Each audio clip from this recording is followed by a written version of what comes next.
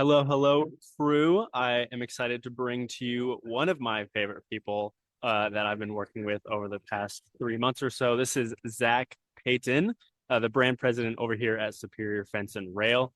Me and Zach have been working pretty closely on a project over the past 3 months. And over those 3 months, I've gotten to learn a lot more about Zach and the organization of Superior Fence and Rail, kind of how they operate, how they came to be. And I wanted to share that really cool knowledge and wisdom with the rest of you guys. So, Zach, how are you doing today? As my sweater would imply, I am doing super awesome. So, I know I need to get me one of those sweaters. Next podcast, you're going to see me with like a big old fuzzy one too. no, That's awesome. man, I'm Cool, doing man. great. Well, just to give some brief context, like I said, Zach is the brand president of Superior Fence and Rail, which is a nationwide fencing contractor that is franchised under the big umbrella of Empower Brands. And you guys have what, over 150 locations right now? Yeah, so dots on the map, actual operating locations. We're about 115, 118 today. Nice. A lot of franchisors kind of tout the number of territories that they have sold as the number of locations. That number is somewhere like 354. I don't even know what the number is because it's sort of kind of a real number, kind of not to me, Right. you know. Right. So Interesting. Interesting. And well, I want to talk more about that, kind of what's the difference between the two and dive into that a little bit later. But real briefly, for those people who don't know you and kind of don't know your story, can you give us an introduction where you came from, how you got started, and what led you to end up wearing this amazing sweater on Friday? yeah, no, it's great. So let's see. I started with Superior Fence and Rail right after I got out of the Army. So I went to college. After I graduated, I went into the Army for 5 years. And I got out of the Army in 2000, late 2008, early 2009. And I really, all I wanted to do was go to Florida and be in business with my best friend from college, right? Like that was my number one goal. Uh, the problem is that he was in the construction industry, and like I said, it was late 2008, early 2009, and I interviewed at his general contractor firm, and they were like, "Yeah, hey, you seem like a good candidate. Thank you for coming, but we're in a bit of a gully right now in construction in Florida." So it didn't turn out to be a good time for Josh and I to start something, but I took a role with GE, and then a couple weeks later he called me and said, "Hey, my brother and his partner want to expand their fence business into Jacksonville, Florida, and they need somebody to help them run it." Right. So during the 2000s, Superior Fence and Rail expanded under what's like a trademark and licensing agreement. So we went from one location just outside of Orlando to 5 locations around the state. And I think I was either the fourth or fifth and final license location that opened up for Superior Fence and Rail here in Jacksonville. So we started from scratch in Jacksonville. 3 years into it, I bought those guys out of the business. Right, I didn't want partners anymore. I just wanted to run the business. I wanted to own my business, and I paid a small licensing fee to Superior Fence and Rail for use of the trademark, use of the all the good stuff. And then the economy started to pick up in 2013. So we started seeing like really good growth from 2013 on. And then in 2016, one of the guys that I had partnered up with, Chris Johnson, the guy who owned the trademark for Superior Fence and Rail, came to me and he said, "Hey man, I have actually always wanted to franchise this concept, and you seem to be doing a great job with systems and processes and just building culture in Jacksonville." He's like, I feel like that's the missing element. Like that's what we need in order to franchise this business. And he said, do you want in? Do you want to partner up with me?" And I thought about it and I said, "Yeah, sure, great." Because he was not contemplating a huge fundraise. We weren't going to try to raise like $2 million and then go to war. We were going to shoestring the franchise business out of our operating companies because Chris still owned and operated the Orlando-based location. I owned and operated the Jacksonville-based location. And I really looked at it as a way of polishing up my own business, creating a technological solution for business process management for our business that was sorely needed. And remember, that was, just under 10 years ago. So the solutions that exist out there for fence contractors today were either nascent or non-existent, at that time. And so I wanted to build out a custom software platform. And if we failed at franchising, the process of going through and systematizing our business even further, building out the custom software would pay dividends, make my business here in Jacksonville and Chris's business in Orlando better. And I figured, hey, why not? So we started franchising in 2017, sold our first 3 or 4 units in 2018. I almost died from the stress of starting 3 or 4 businesses all at the same time because, again, the part where we shoestringed it and didn't have a staff, and I was still trying to keep Jacksonville on track. So 2018 was a rough year, but we got the initial units up and running, got them operating successfully, fixed everything that broke when we got to even that level of scale, and then we kept growing. 2019, 2020, in spite of COVID, was sort of like a turning point in our growth. And between 20 and 21, we got to around 40 or 45 units sold. And, a good number of those were open. And then at the end of 2021, Chris and I sold the business to Empower Brands, or to what is now Empower Brands. And, I stuck with the business and have continued on leading the franchise brand for the last 4 years. So, and we've grown from, however many, 40 or 45 locations when we were acquired to over 118 or 115 operating locations. We hit, 300, just shy of, or I think it's like 310, 315 million in system sales last year, or this year, sorry, this year. And then we have just done a lot of cool things, So I think that's it in a nutshell. Yeah, no, that's awesome. Can you talk to us, for those people who are less familiar, may or may not be also me? Can you talk to us about the difference between like an open operating location, like you said, and a sold territory? What's the difference there? What converts the sold territory into an operating location? So the territories that we sell are not necessarily intended for there to be like one store operating within that territory, right? We do have folks who operate and just service one territory, but most of our operators start off servicing, let's call it, 2 to 5 territories, right, with one location. And then they kind of start putting more dots on the map as they go. And we've seen that start to happen where an operator who started with just one location is starting to plant flags in other parts and other territories that they own, so that they can continue to kind of saturate the market. Okay, that makes sense. So when you were originally taking the business from that first, like you said, 5 or 6 locations to 40, I mean, you said you almost died from the stress of opening those first 6. I mean, what was that like? Like, how did you manage to do that in such a short period of time? Well, all of the things that went wrong is what, about killed me, right? Like every single aspect of the business, like the technology stack that we thought we were going to use, the back end systems that we thought we were going to use, to our supply chain partners, like everything seemed to just like blow up, right?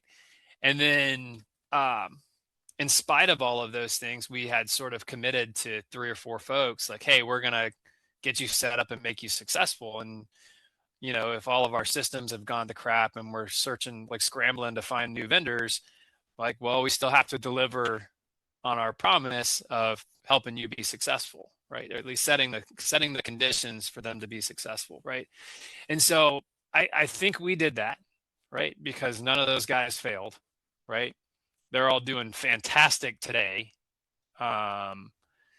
One of them exited the system last year in a spectacular fashion, right? Like really like wonderful outcome. I think there was articles about Gary and Andrea Locke, who were our very first franchisees.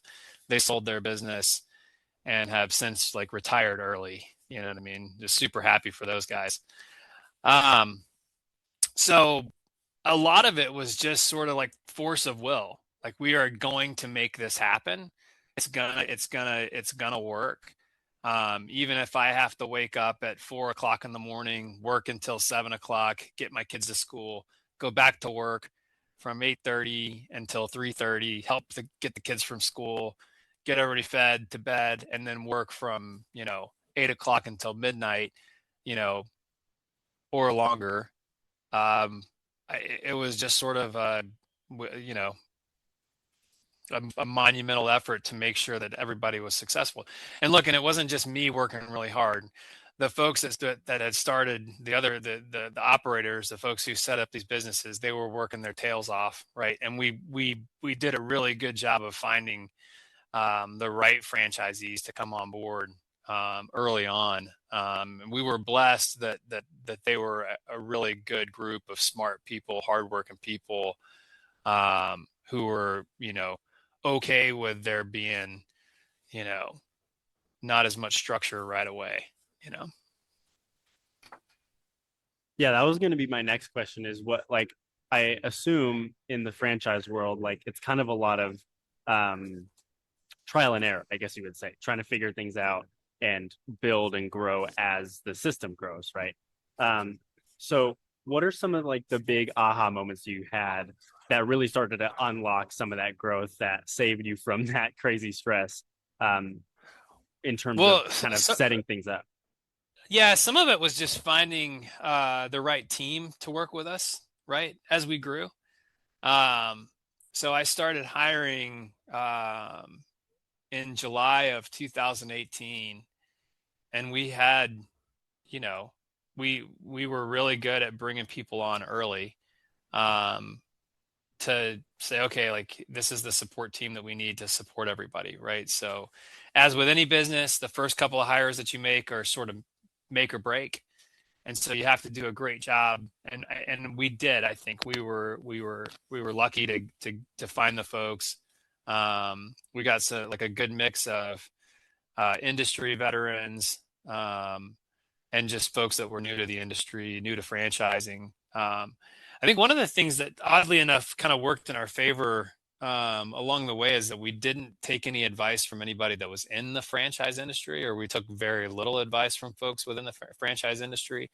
So a lot of the stuff that we did was, just our way of doing things. We did adapt some of that. We did later realize like, oh, hey, we should probably conform in these areas to avoid some risk down the road. But we did what we did, sort of in our own way. We built a great team, and I think you know the challenges just existed. We were definitely building the airplane as we were flying through the air. That's a fact.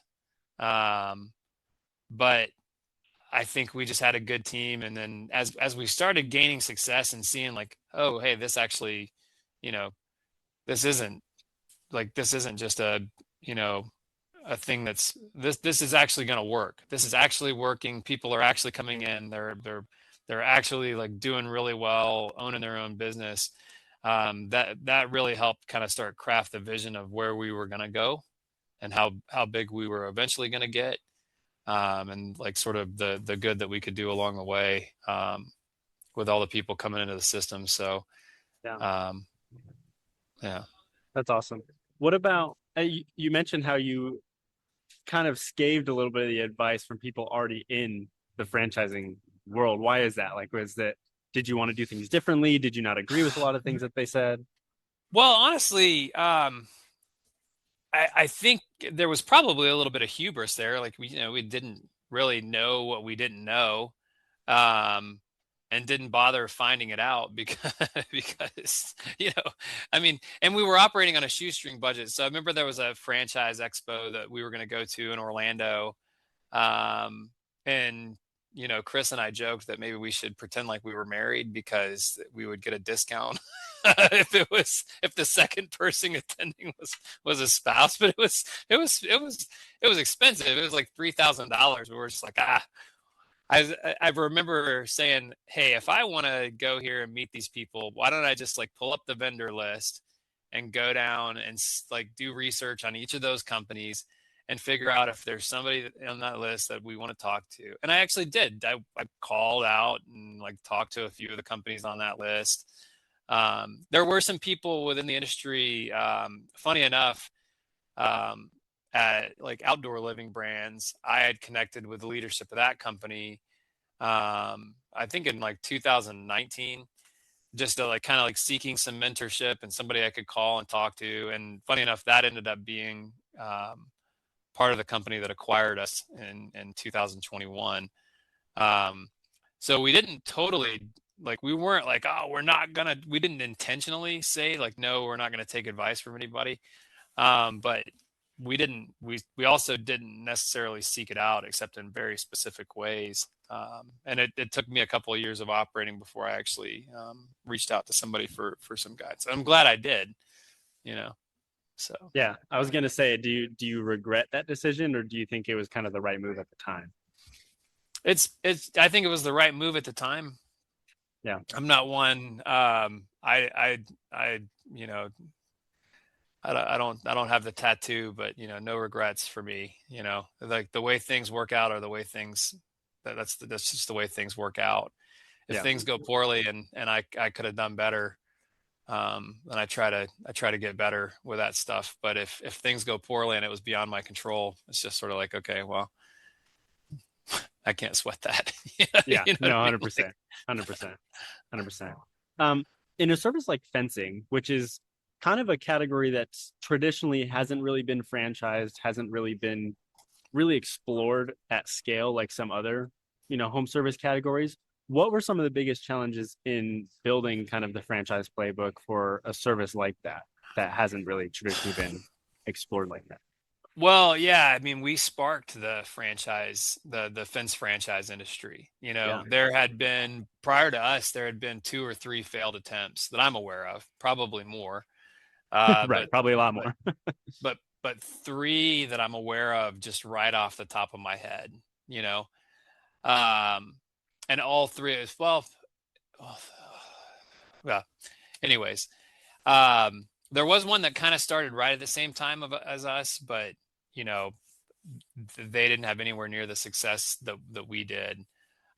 So I think the reason why fencing hadn't been franchised yet is because the reason why there was not like any fence software out there. People like look for a total addressable market when they're contemplating doing things. And I think for HVAC, electrical, plumbing, a lot of the roofing, a lot of the scopes that have been franchised over the past 10 or 15 years, or that were franchised before us. I think those are ones that you can point to, or they were just more simple than the fence business.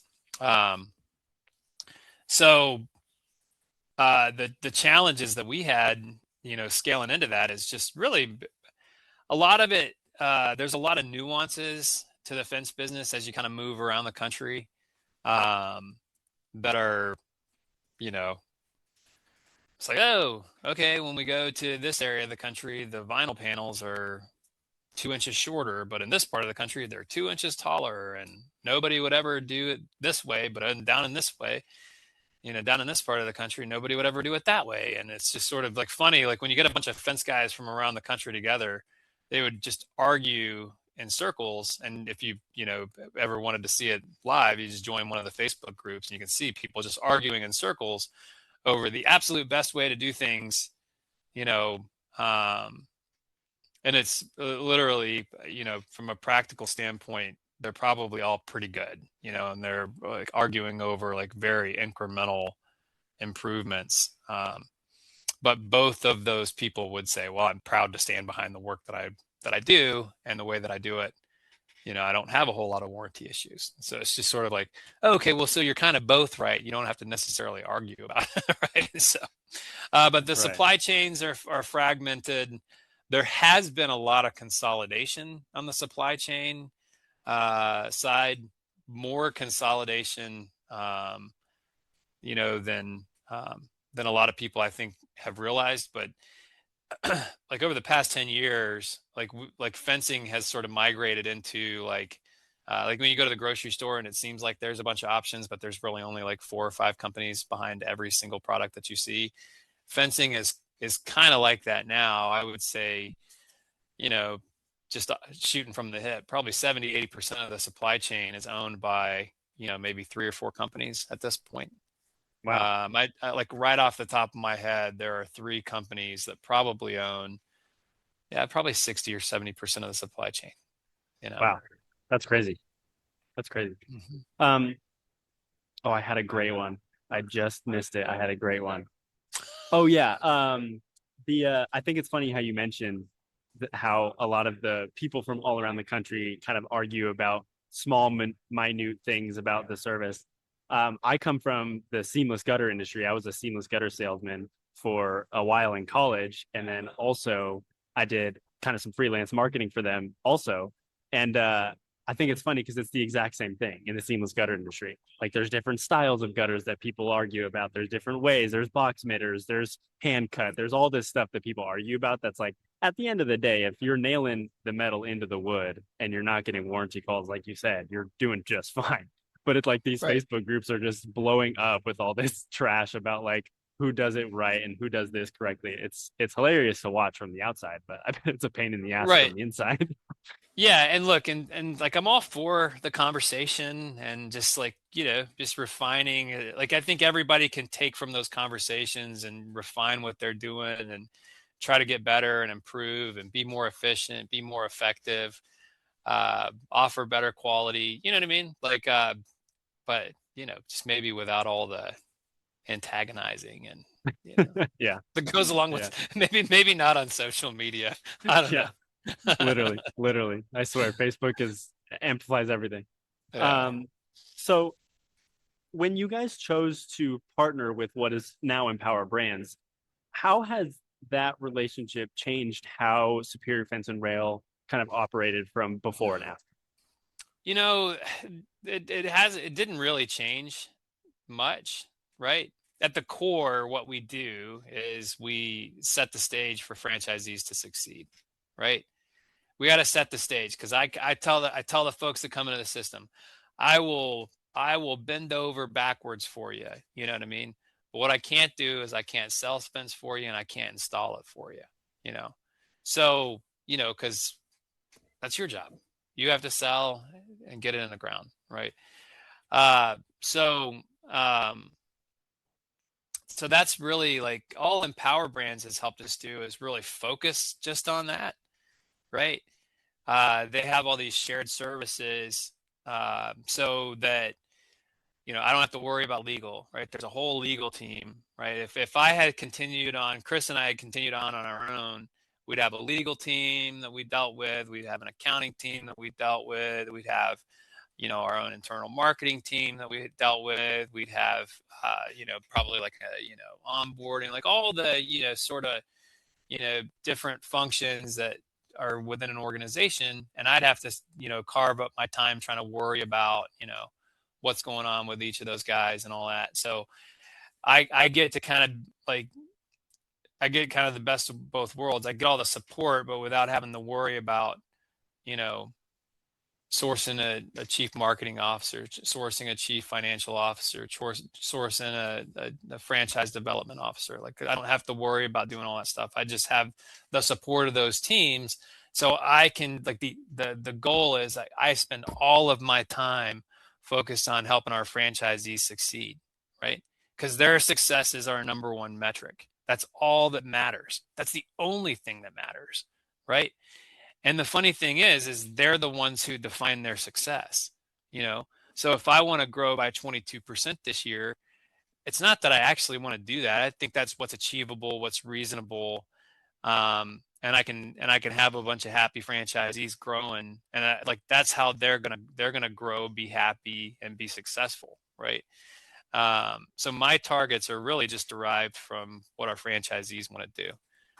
So it's a it's a it's literally all I do is just try to like figure out ways. That's what brought me to you, is trying to figure out ways to help our franchisees succeed and be happy. Yeah, that's awesome. And I assume that that's kind of been a godsend on your end because now you don't have to split your time between so many different tasks and so many different areas of the business, right? Yeah, I can tell you that the burden of running a business is pretty heavy. And that was one of the things that I felt was kind of lifted um, off of my shoulders. Because when you just, and now that running a business, owning a business means that everything just like rolls up to you, right? And you can't let it go. You can't, my wife will tell you, I cannot come home and like not check in on stuff compulsively.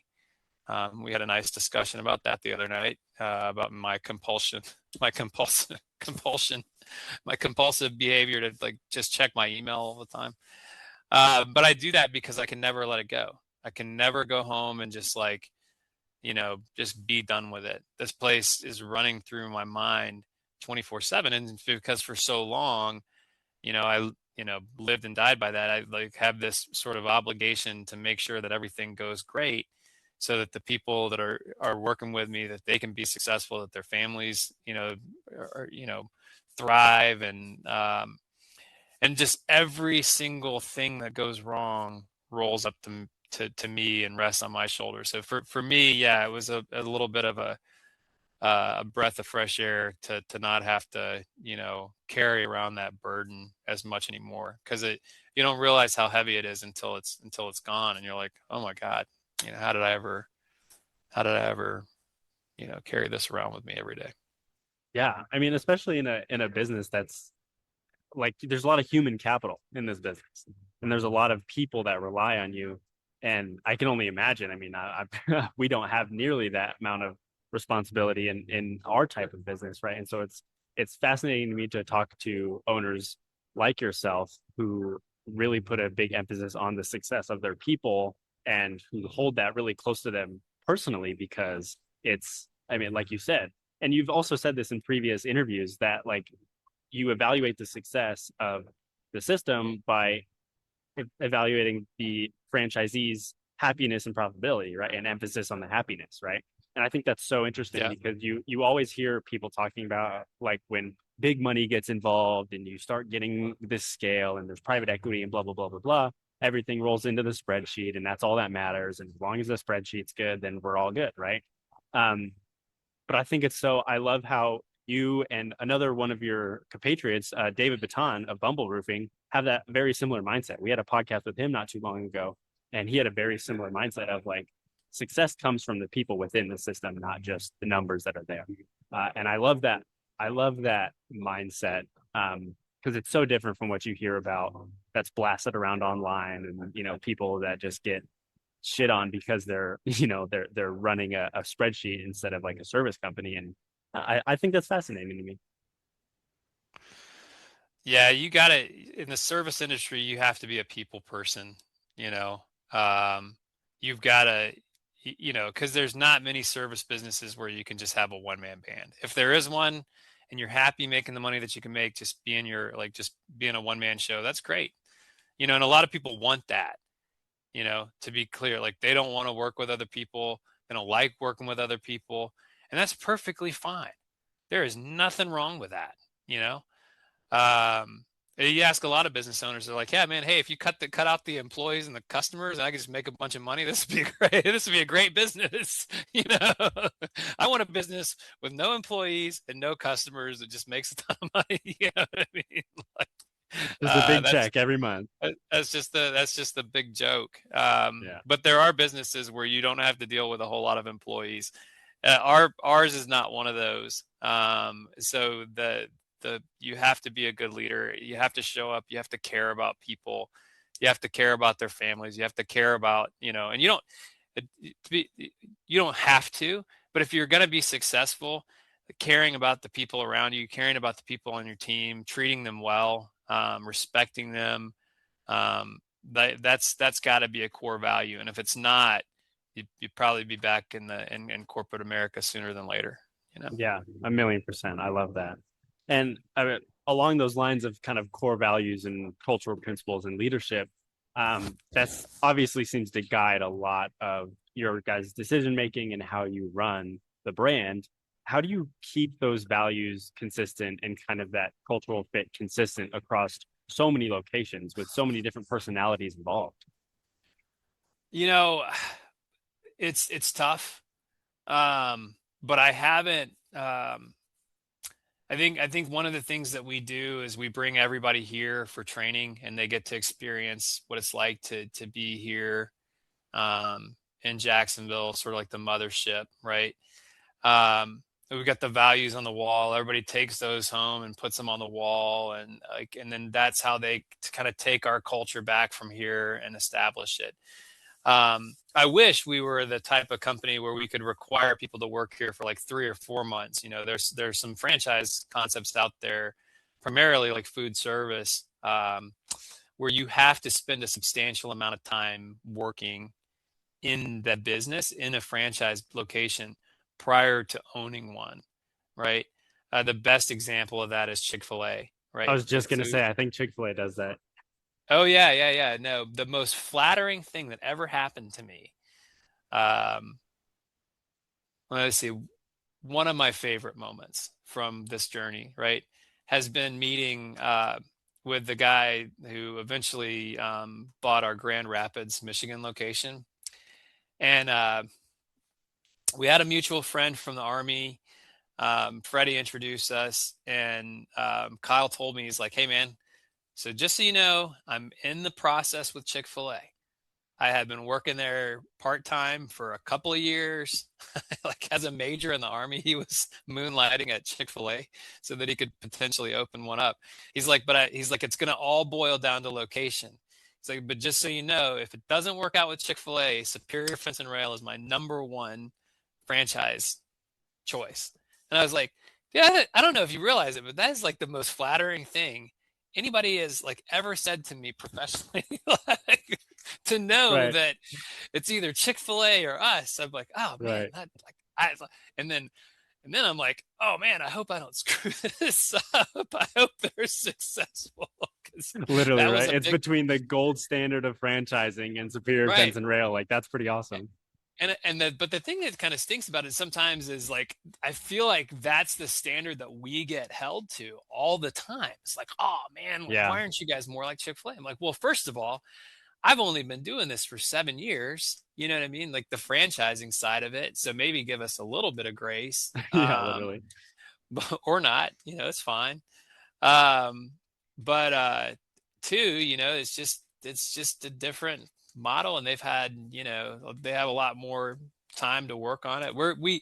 I tell you, our support today, even though it's not just like me as the only person that's supporting, or like me being like one of three people that's actively supporting, I could tell you that if we had started out with the support that we have in place, we'd probably be twice as big as we are today. But the reality is the way that we've grown organically and built out that support team is like, I don't know if we would have been able to do that.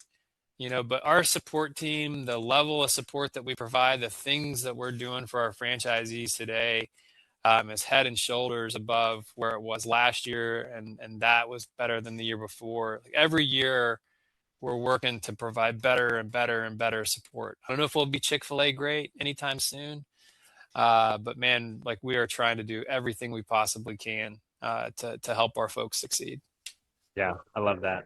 Um, growing, I mean, you said it yourself, you guys have been constantly improving year over year. Can you recall any like specific moments that kind of pushed you guys as a brand or pushed you guys in a way you weren't expecting that led to kind of a breakthrough in growth, or just a moment of, wow, we really got through that and did well? I think COVID was a bit of a gauntlet.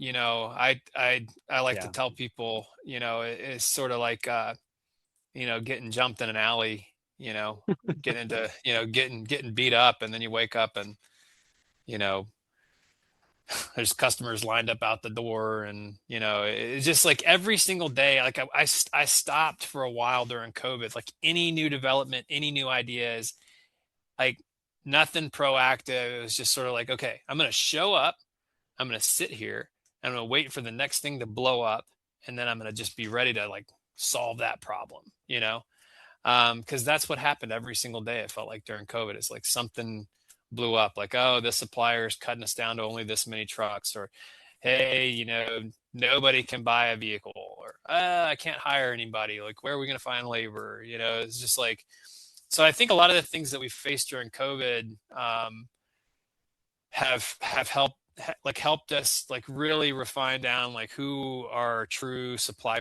chain partners, who are our fake friends, right? And then coming out of COVID has also helped us, right? Because you know, during COVID, you could just, kind of walk down the street and somebody would come up and hand you a deposit check for a fence. You're like, oh, I haven't even come out and seen it. They're like, I know, but I'm just, want to make sure I get in line for 6 months from now. It's like, all right, well, thank you. We'll see you in 6 months. That doesn't happen anymore. The landscape has gotten a lot more competitive. We've spawned, 6 or 8 national competitors, and just in the fence franchise business, our local competition is sharper. You know, and there are a whole lot of folks going after less demand than there was 3 years ago. So coming out of COVID has also sharpened us up and caused us to reevaluate pretty much everything. Like, okay, let's reevaluate the supply chain. Let's reevaluate our marketing tactics. Let's reevaluate our support. Let's evaluate everything. Let's take the whole thing apart, put it back together again, and then keep going. Right. And I imagine you guys had to face both of those things relatively early on in the franchising career. I mean, COVID happened just maybe 18 months, 24 months after you guys really hmm started to rock and roll. So I can imagine how, first of all, a little bit stressful that would have been. You're like, damn, okay, I'm 2 years into this thing and it's kind of blowing up in my face, and there's not a whole lot you can do about it. But then also coming out of that, having that drastic shift in demand, having that drastic shift in kind of consumer behavior. I mean, as facing that and as an early franchiser, and then being able to push through it and then come out. I mean, now it's 2025, almost 2026. You guys are doing great. I can just imagine how much that built you guys for scale following all of that. Yeah, like I said, on the supply chain side, it really helped us figure out like who our real partners were, um, and it helped us refine our systems so that they could adapt to just like this amazing level of scale. Um, just everything about it, systems refinement, people refinement, supply chain refinement, like it really helped sharpen us up. And the success of our early units was really driving, it was really driving sort of this like organic growth. We didn't actually spend a lot of money on marketing in the first couple of years, like marketing the franchise. Like with the growth that we got, the 40 or 50 units, like our cost of acquisition was extremely low, especially by franchise industry standards. So Yeah, that's cool. Looking ahead for, I mean, it's almost 2026. Everyone's kind of in this visionary mindset right now. What's kind of your vision for Superior Fence and Rail over the next, 3, 5, 10 years, both for the brand and also how the industry might evolve? So I like my biggest goal that I have for Superior Fence and Rail is for us to become $1 billion a year enterprise, right? Oh And yeah. so one of the things one of the milestones that we hit this past year was that we exceeded $1 billion in sales since we started franchising, right? But like I said, 300 million of that came in the last 12 months. So I love that we're kind of barreling towards that. There are a lot of things that we have to do to up level our support and and help our franchisees push to gain market share and grow into that, right? More services that we can offer, things that we can do to be more efficient in our business, just across the board, so that we can keep growing. That's my number one goal, but I want to do it um, with a big happiness score along the way.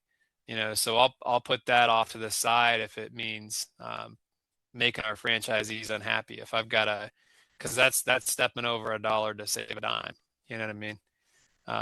Happy franchisees are, like that's our one well to draw upon. And if our system is unhappy, then that's just poisoning the well. So Yeah, that's awesome.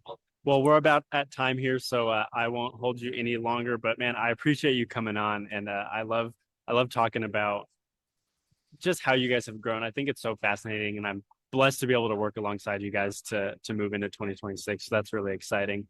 For anyone who is thinking about the podcast, listening to this podcast, and still is sticking around, can you just give us a brief reason as to why people should be listening to this podcast now that we've talked about all of our cool stuff?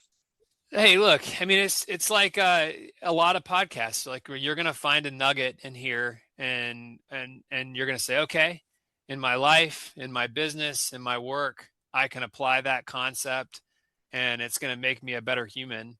It's gonna make me more efficient. It's gonna make me more profitable. That at the end of the day, I would assume would be the reason why folks are listening. Or you just be bored. It's good filler time, like on your drive, good windshield time. Oh yeah. Oh Hopefully, yeah.